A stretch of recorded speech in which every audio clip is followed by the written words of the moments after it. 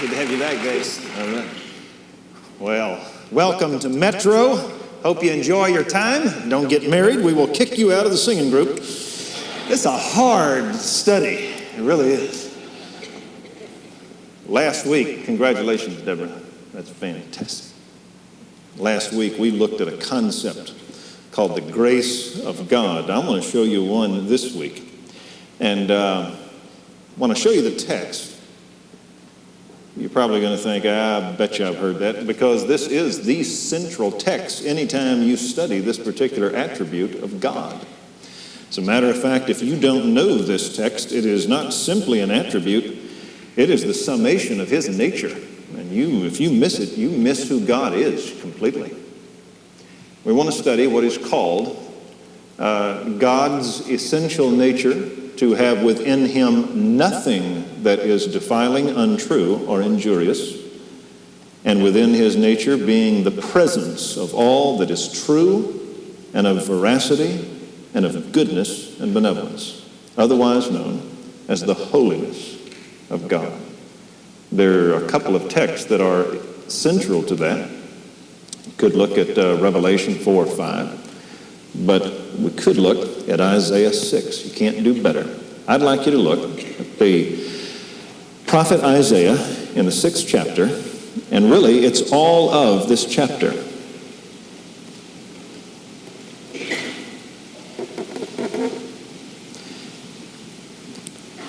Isaiah chapter 6. We are told in Peter, quoting from elsewhere in the scripture, "Be holy as I am holy." Jesus said you are to be holy as your heavenly Father. Actually, he said to be perfect, and it carries that same idea. They said of Jesus that he was the Holy One of God.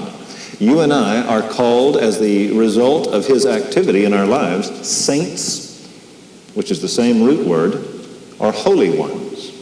Amazing. The Holy Spirit is just that. He is the Spirit who is holy, the Son who is holy. Holy Father, keep them in thy word. God is, in all three persons of who he is, holy. Now, what holiness means, the Hebrew word kadash, means to separate. From the word kad, that we get the word cut. To cut something away, to separate it. It means that in a universe that is fallen, that God is separate from it. There is nothing in him that is the least bit defiled by that universe. But even that definition isn't sufficient. Holiness is not with God a negative idea of what he isn't. And that is true. God isn't evil. He isn't untrue. He isn't unkind. But biblically, God is holy. That's a presence that he is. He is true in what he says. He is benevolent in what he does. He is just in how he acts. And it is his essential nature. It is not that God has in heaven a list of commandments that came from a higher deity. His very nature is that through which the commandments come. And in making man in his own image, the highest good of man is to be like him.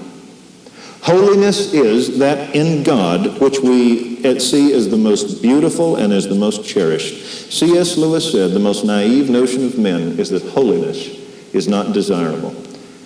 Holiness is the most marvelous thing that there is when you break it down. We just don't always call it that. We think about the final place where there is no crying, no tears, no pain, no sin, no evil, no death, as being the presence of God in heaven. We speak of Jesus as the highest of all human beings, who is the Holy One of God. Everything in God that warms our hearts is because that he acts consistent with his nature, that never does evil, never lies, and always does good, and does benevolently and true and virtuously. Everything in you that has ever been noble has been because you had some distant approximation in a relative sense to holiness. If I were to ask you the happiest time of your life, the chances are that you would go back to the time at some point in your life when you were the most morally pure, because that is when you were in keeping with the universe as God intended it, relationships as God intended them, and that is when you were the most happy in your life. When I would look at the most miserable you have been, it will be, I'll assure you, at a time in your life that you were the most alien from the God that is your life and being and constructed the absolutes and the axioms of the universe. When you think about your friends, your closest friends are because they approximate holiness. How many of you just love to go out with drunks? Aren't they a joy? How many of you, when you came in here, you said, "Where's a gossip? Where's a gossip? Let's go sit with them." Angry men. Where are the angry men sit here? You didn't do that. No, you looked for people that had an approximation of holiness, that are true to their word, that are honest, that are kind, that are patient. When you think about who you would like to marry, that's who you are holding out for. When you say, "I will not marry just any warm body," what you are saying is, I have standards, and if I were to ask you what they are, they would approximate holiness. It may be a word we don't use or understand, but everything that is beautiful is because of holiness. As a matter of fact, the Bible says of God, worship him in the beauty of holiness. It is lovely. You stay with me, and I want to show you as best language can, as seeing in a mirror darkly, waiting until we are face to face with the Holy One. Let me show you the best we can do as to what holiness is. In Isaiah, in verse 1, it is in the year of King Uzziah's death. If you were to go back to the book of Isaiah, chapter 1, verse 1, he writes over the reigns of a number of kings, and the first one is Uzziah. This is the beginning word that came to him. This is the consecration and commissioning of Isaiah to the ministry. I could spend the time, but I won't. But I'll go so far as to say that in every single man of God that we pattern our lives after in the Bible that plays a great part, you will see at some point in their life a confrontation of themselves with God. And they behold the holiness of God. And as a result, they see themselves. And they are reduced to humility and to fealty and to obedience and love of that deity that showed himself to them. You cannot serve God without a fresh understanding and a clear understanding of the beauty of his holiness. In the year of King Uzziah's death, that's when he starts. King Uzziah ruled for 52 years. I want you to think about that. Only one other king ruled longer. He ruled for 52 years. The longest American president we had was Roosevelt, who went for 13. And when he died, we lined the streets of people that moaned and ached for his death over it. This man rules for half a century. And when he dies, the nation suffers. And in this time, God shows him the true king of the universe. In the year of King Uzziah's death, I saw Jehovah sitting on a throne, lofty and exalted. The idea is the human king is dead, long live the king. The one over all monarchs is God. When it says lofty and exalted, the presence of God in heaven, when it's pictured, is never like Mother Hubbard with all of these little heavenly creatures crawling over him. The picture of God in heaven in Ezekiel is that he stands on a pavement of crystal blue persuasion. That's where the song came from. Don't ask me how, but that's where it came from. That great Christian group, Tommy James and the Shondells, took it from that text. I don't know why, but they thought it was a neat verse. But when you see a theophany of God, when God makes himself in an appearance, you see him always with a distance between himself and the creation. It's a picture for humans of his holiness, that he's distinct. He is not some pantheistic deity of the creation. He's apart from it. And so he is on this pavement of crystal blue persuasion. In the book of Revelation, there is before him a crystal sea There is this ocean that none can approach, and there is fire playing about the sea. Moses, let me see your face. God says, no one can look upon me and live. I will show you my back as I pass by you. And he puts him in the rock. You can't come near me. Paul said, no one can, the God who dwells in unapproachable light, which no one has seen nor can see. The essential glory of God, all that we can see are these crayons, these theophanies of God making himself visible in the personage that we can understand, catering to our humanity. Einstein speaking in 1 and 1 is 2. That's what these images are. And God says that's all you can handle. He is lofty and exalted. He is above the creation. As a matter of fact, when you go into the temple of God in the Old Testament, that's the imagery. You don't go walking into God's presence. He dwells in this place of glory, this cubicle, the Holy of Holies. Outside of that is the holy place. Outside of that is a 7-foot fence that separates you. And when you come through the turnstile to approach the building that his building indwells, you have to shed blood. It's the idea that I ought to die even crossing this threshold. The only reason I come is by mercy. And so over and over in the Bible, God, whether it be in the crayon of Old Testament pictures, whether it be the theophany of God making himself known to humans, he's holy, and you don't approach him. He's lofty and exalted, and the train of his robe fills the temple, this heavenly court that he dwells within. It states in the book of Hebrews chapter 8 that the earthly temple was a pattern, a copy, and a shadow of the heavenly presence. It was a picture of it. And there is this temple in God's presence, and his robe fills it.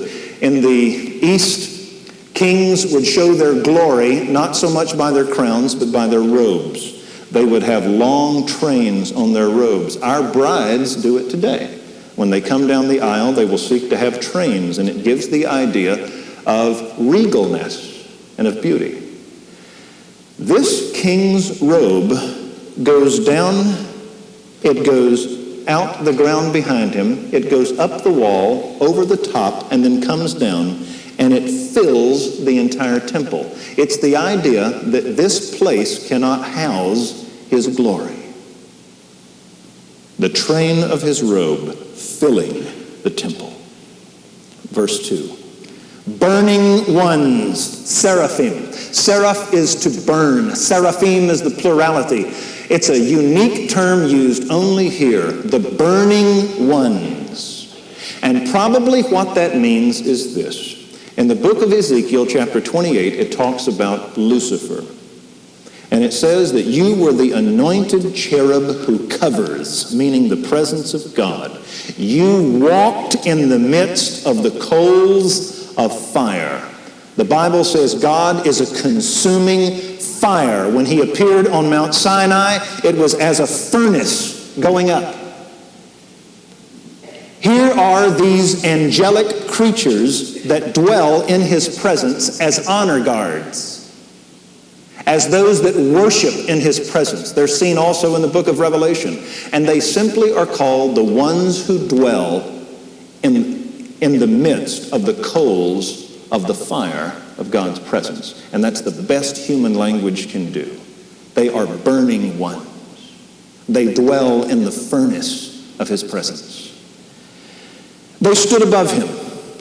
If you remember the temple of God, you saw the movie with Indiana Jones. You have the Ark of the Covenant. Tell me if this isn't great crayon to humans. Here's this box. In the box is the law of God, representing God's rule and sovereignty over man.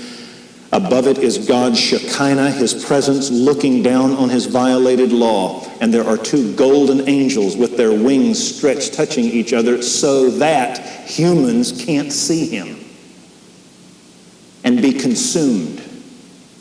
They protect men and the creation from his presence. They are no trespassing signs.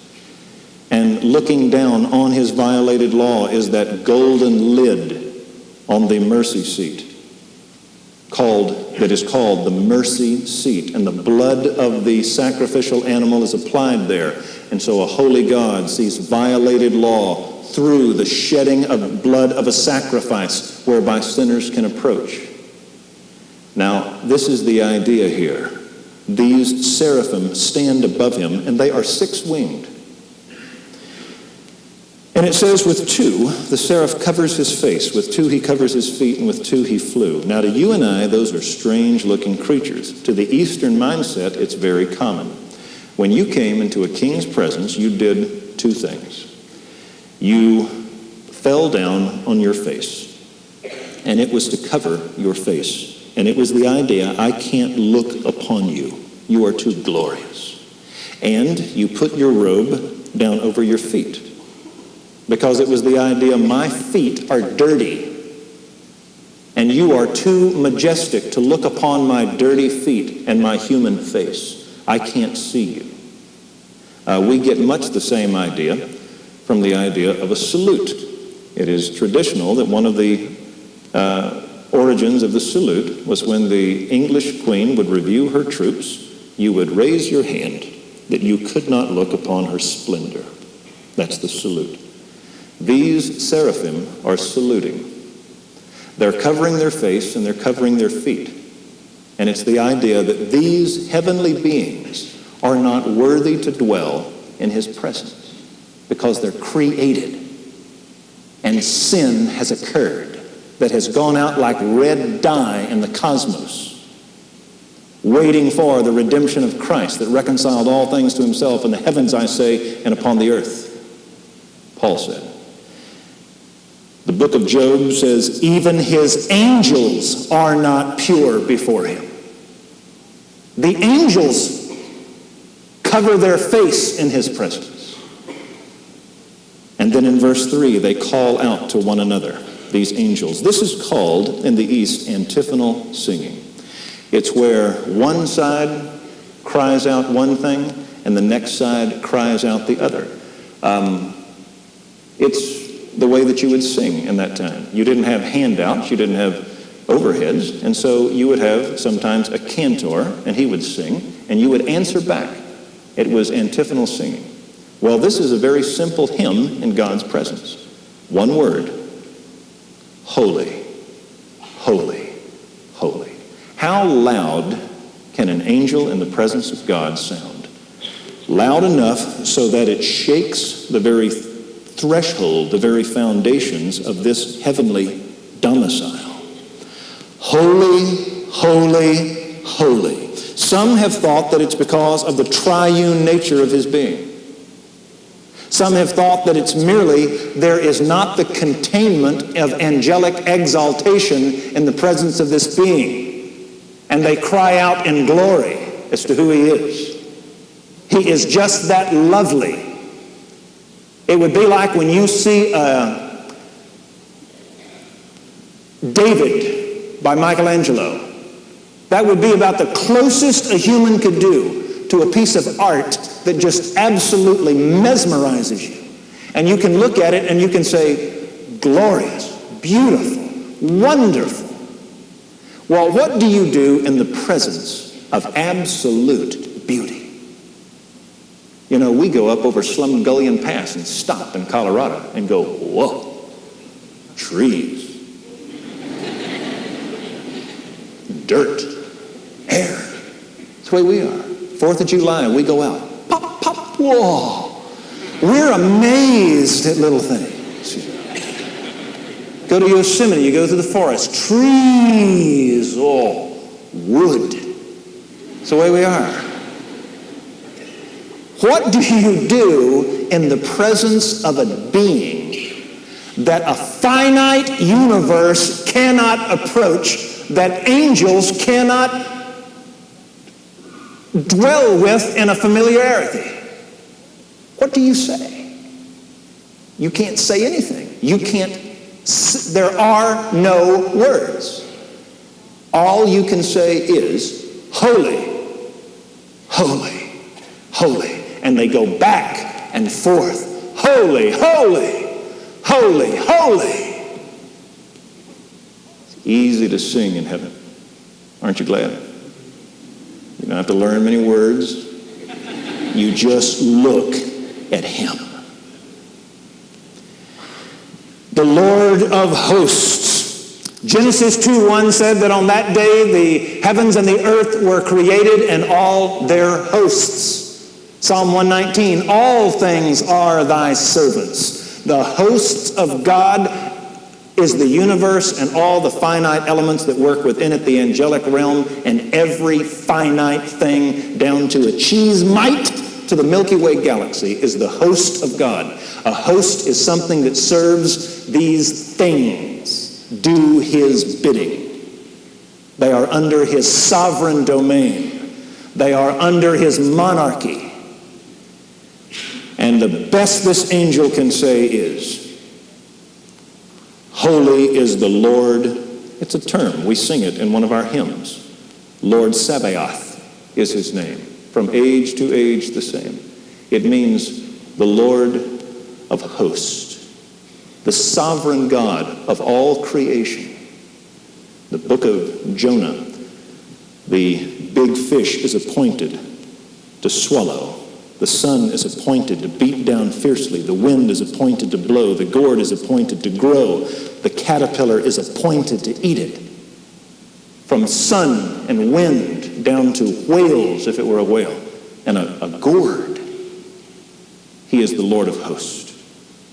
And so this God, this magnificent creature of all that is finite, holy is the Lord Sabaoth. And he says the whole earth, his tapestry, is full of his glory. Psalm 19 says the heavens tell of the glory of God. Their voice has gone out into all of the earth. Their line, which is a Jewish term for singing. The cantor would sing a line and you would sing it back. Their line. The creation is pictured as a choir.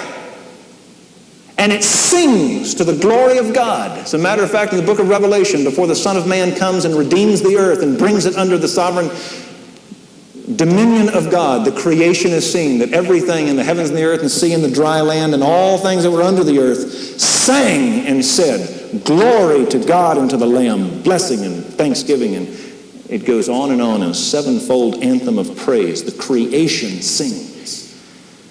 Isaac Watts, I believe it. No, I think it was Isaac Watts. Wrote it in one of our hymns. Let heaven and nature sing. Holy, holy, holy is the Lord of hosts. The entire earth is full of his glory. Paul said, since the creation of the world, his invisible attributes, eternal power, divine nature, have been clearly seen, understood through his workmanship, so that we are without excuse. Mankind stands beneath this God of creation, and he is called to adore him. He is called to obey him. He is called to recognize that his existence comes from his command. His continuity comes from his benevolence. Verse 4. As a result, the foundations of the thresholds trembled at the voice of him who called out while the temple was filling with smoke. The temple filling with smoke is a harbinger of the judgment to come upon the nation of Israel and the nations. In the book of Revelation, it says that out from the presence of God came smoke, and it was a harbinger of the judgments that were about to fall. The thresholds.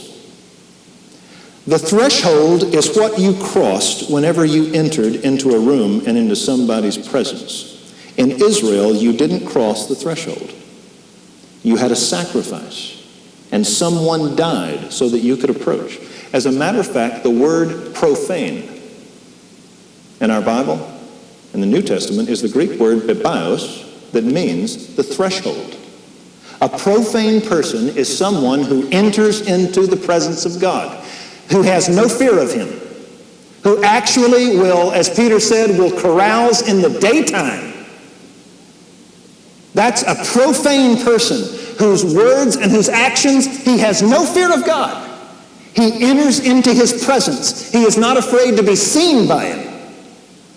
The thief on the cross, have you no fear of God? We're receiving what we deserve for our deeds. He said, you better get straight. You're about to face him. As a matter of fact, the word profane means before the temple. Fanum, F-A-N-U-M, in Latin is the temple. Profanum is before the presence of God. A fanatic is someone continually in the presence. Profane means that you enter into the presence of this deity with no fear, with no trepidation, with no caution. The thresholds trembled at the voice of this seraph because a human being was gazing upon the court, and the temple fills with the smoke of the wrath of God. It's a harbinger of what's to come. I always think of that scene in The Wizard of Oz, where Dorothy and her 3 comrades and Toto walk into that gatekeeper. Can we see him? The gatekeeper is persuaded. They come down the hall. The curtain comes back, and there is Oz the Magnificent. And smoke goes up, and he is roused. Who is this that enters into my presence? Great scene. And that's kind of the way it is here. The thresholds tremble at the presence of a being. What would you have done? Now don't look at the next verse. You smell the smoke of presence. You hear the angels. You feel the thresholds tremble. You see glory. Every sensation that you have is alive to the holiness of God. What would you do? An American would start snapping. This is incredible.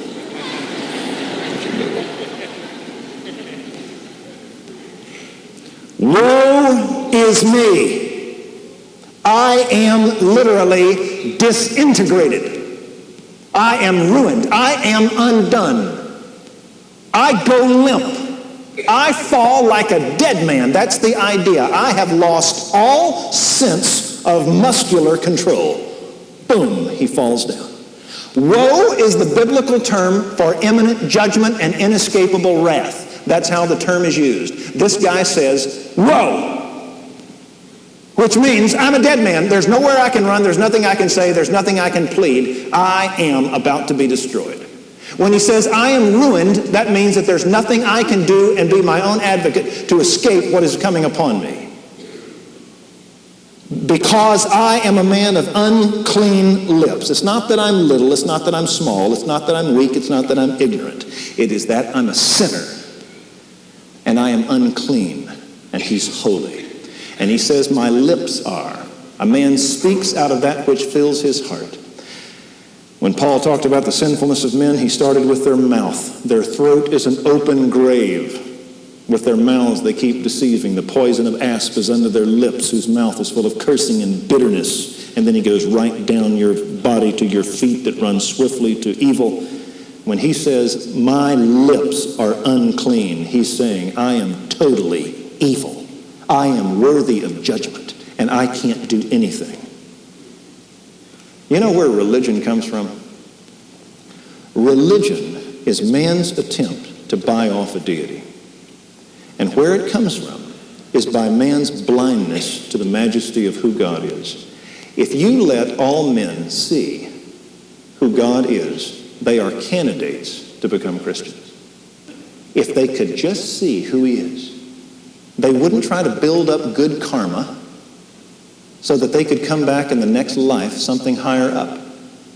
They wouldn't try to do good deeds. All they could say is, woe, unclean. Among the unclean, we're all unclean. I am undone. And then he doesn't say that he did any particular evil thing. He just says, I see it. Jesus told Peter, throw your net. He throws the net, pulls up every fish in the sea. And what does Peter do? Does he say, hey, Jesus, let's go in together. You bring him to the net, I'll sell him, we'll split it 60-40. You remember what he does? He said, "Depart from me, Lord, I'm a sinful man." He calms the winds and the waves. What do? "What manner of man is this?" And they feared greatly. That's the way people do in the presence of deities. All that Isaiah can say is, "I've seen the King, the Lord of the creation." This is how people become Christians. By the grace of God, he pulls back the blinders from their eyes, and they see holiness. And when you see God, you see you among all the rest of the creation. And I don't care whether you are a prophet whose name means God is salvation, living among a bunch of idolaters, you will say, "Woe, unclean, undone.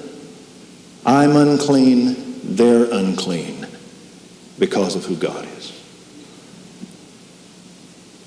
And there is only one alternative now once you do that. You can't earn your way out of it. You can't buy your way out of it. Suppose that Charles Manson, who slew Sharon Tate, came to the descendants of Sharon Tate and said, "I have done some basket weavings here in prison. I have done a little leather craft, and I have made some flower baskets. I would like to give them to you, that you could absolve me from my guilt and let me dwell as a free man." Are those deeds good? Sure, they're good. Would they please those people? Not only would they not please them, but they would incur their wrath even greater. You're telling me, Charlie, that you can stick a knife in the pregnant body of Sharon, kill her and her baby, take her blood and write your name up there, or any other vile thing, which he did. And because you put together some leather craft and some flower baskets, you're actually saying to me that that is worth the life of the woman that you took. Not only would those good deeds be rejected, but if they could get at him, they would kill him right there. Here you and I are as sinners who stand before the Lord of hosts, that the whole earth is full of his glory, and we not only wouldn't worship him, but we'd take his name in vain. We would grumble for ever even having to go listen to the gospel. And yet man will come to God and present him leather craft, flower baskets. "Yes, God, I cost you the life of your son. Could you let me off because I gave to the United Way?" Not only will that not save you, but that will incur greater wrath upon you. God help you. No, when you see God and you see you among the rest of the creation, there's only one thing that you can do, and that's what this guy does. Verse 6. "And one of the seraphim flew to me."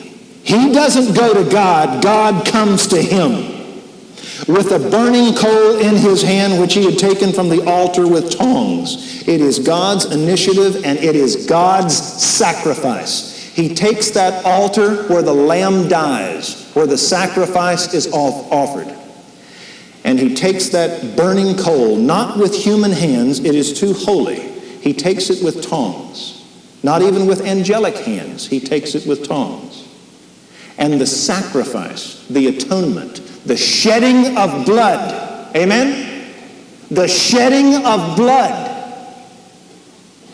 is applied to that man's unclean lips, and that place of fire, that place where death was wrought, that place where an animal's, and even in the presence of God, the symbol of an animal dying and shedding his blood for what the sinner did, that holy coal is taken and pressed to his lips. He doesn't have to rub it. He doesn't have to hold it. He doesn't have to swill it around. He simply touches. And one touch of God's ordained word and its sacrifice can touch you. And now it receives the divine pronouncement. And the pronouncement is, "This has touched your lips. Your iniquity is taken away." Not because you're good, but because this ordained place of sacrifice has touched you. And God pronounces you clean. You are clean, not because you move, because God comes. Not because you did good things, because God provided a sacrifice. Not because you came to it, because God brought it to you. And not because you think you're acceptable, but God, on the basis of His word, this has touched your lips, on the basis of His word and activity, declares, that is good enough. When did that final sacrifice come? Behold, the Lamb of God that carries away the sin of the world. Isaiah, my friend, is a Christian. See, that's what his name means. God is Savior. Are you with me? This is good stuff. Look at verse 8. Incidentally, do you notice in verse 6 and 7 what Isaiah does? When you spot it, tell me. He doesn't do anything. What does Isaiah say? He doesn't say anything. Because the Lord is in His holy temple and let all the earth stand, what? Silent. He can't do anything. He can't say anything. All he can do is accept the gift that God offers and presses to his lips. That's what salvation is. If you should be here this evening and you're hearing this display of the holiness of God and of a guy better than all of us who stood speechless and undone, if the thought has all of a sudden hit your heart as God brought to your mind a video of all the stuff you have ever done, and you have said, if this guy's in trouble, whoa, I'm in a heap of trouble. If that's your case, you need to do what Isaiah did. Don't do anything. Simply accept the gift of the shed blood of the atonement that God offers you. I was going to make this point once at Denton Bible. It is 8:43. Land sakes.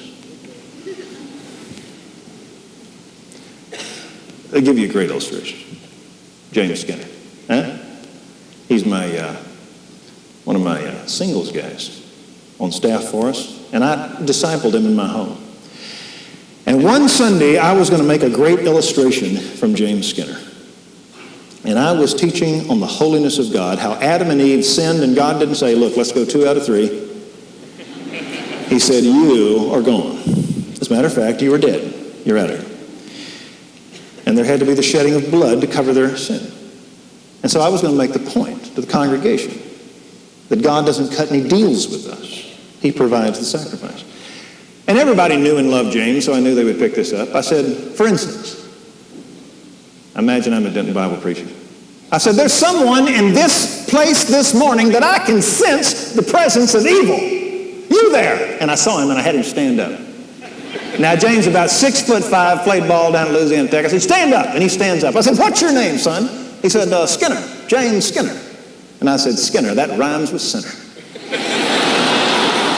I said, I want you out of my presence. And you know what? I yelled at him. I had him leave the back. He walks out the side, and we had windows on the side of the sanctuary we were in at the time, and you could see him going through the parking lot, and I'm yelling at him in the parking lot, get off my parking lot! Get off my culvert out there! Get out of here! You radical, you rebel, you sinner, you. I ran him plumb off the property. And I turned to the congregation and I said, no, that's what sin does. You don't get to just live at a distance. You're not just the rabble on the outskirts. You're gone. You're where he can't see you anymore. You're out of here. I said, but suppose that I gave my son to die for what he did, and I explained the gospel. I said, let me tell you what you do there. And I grabbed one of the ushers and I said, you go out and find him. And you tell him that the son has died and that his sin has been paid for and he is free to come into my presence. And they went out and grabbed him and hauled him down front. And the whole congregation was cheering. Just the idea of this sinner being brought to repentance.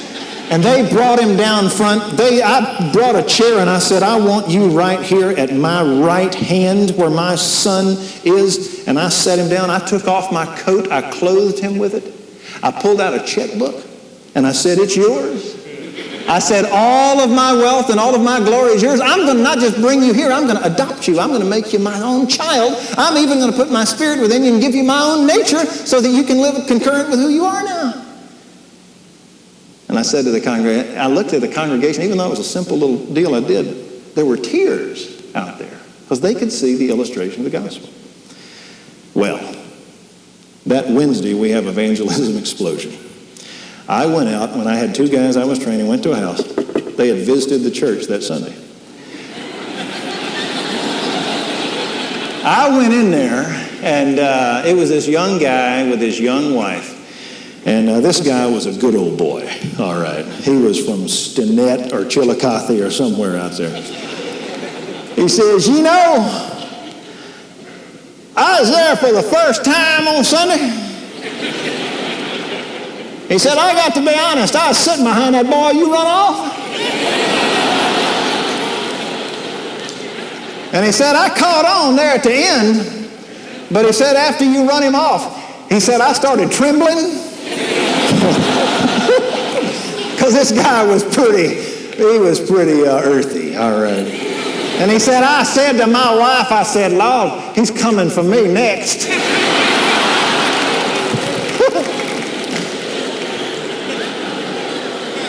Now, that's the way you're meant to feel at this text. If he did this to a guy that authored a book of 66 chapters, I hope you're thinking, he's coming for me next. If Isaiah can't stand in his presence, you for sure can't. All right? We're out of time. You get a little piece of what the holiness of God is. Watch this. If you understand holiness, it should have produced in you at the outset terror that was then followed by humiliation, that you could do nothing, followed by humility, that you were on the level of all human beings. I am a man of unclean lips among the unclean. It produces terror, humiliation, and then humility, where all you can say is, woe, undone, unclean, and you can't move. And then it produces grace, that there came to you from heaven the coal. It was wrapped up in a swaddling cloth of the Lord Jesus Christ. It came to Bethlehem just like God said. It went to a cross, and there that lamb on that altar shed his blood, and he cried out, I thirst, and God consumed him. God's wrath filled that presence, and he died for what you and I did. And so now holiness produces grace. And it touched our lips when we believed in him. And now it produced in us assurance. Your iniquity is forgiven. You know what the rest of the text says? God says, who will go for us? Now there's only one guy in the temple. Who will volunteer? And that same guy that said undone said, Hineni, send me, here I am. And the fact is that when God declares you clean, you are clean because he's holy and he doesn't lie. And you are now, because of God's holiness, adequate. And you are able to represent him. Now that's holiness. If you understand the holiness of God, you are humble because you have been humiliated. If you understand the holiness of God, you love him because you have never fully comprehended how a God of such wrath and greatness would actually send his son. If Spielberg did a movie on this, what you would do is you would hear the angels cry in the presence of God, holy, and then you would hear a mallet hit a metal spike through that same deity's human wrist that he had become. Holy, boom! Holy, bang! Holy, crack! And it's into the cross. Now that's what took place. And that is beyond human comprehension. that deity died. That Christ, the mighty maker, died for man, the creature's sin. What can you say? We're out of language. We're out of language. That's the best the Bible can do. We will have to wait until we're face to face and see mortal wounds on an immortal man. Then we will sing. Would you pray with me? Our Father, we are humiliated and humbled. We had nothing to offer you. We had no divisiveness between men and echelons and ranks and levels. All we could do was stand, bow, fall, ruined under woe, condemnation, and sin. And instead of the smiting of your hand, you lifted us up, touched our lips with Calvary, pronounced us clean, and sent us back in, no longer as part of the problem, but as actually part of the solution.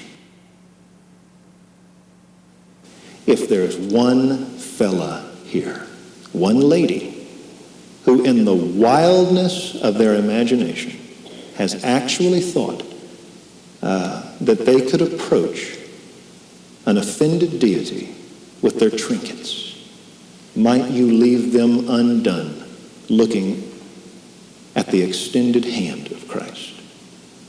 For we pray it in his name and for his sake. Amen.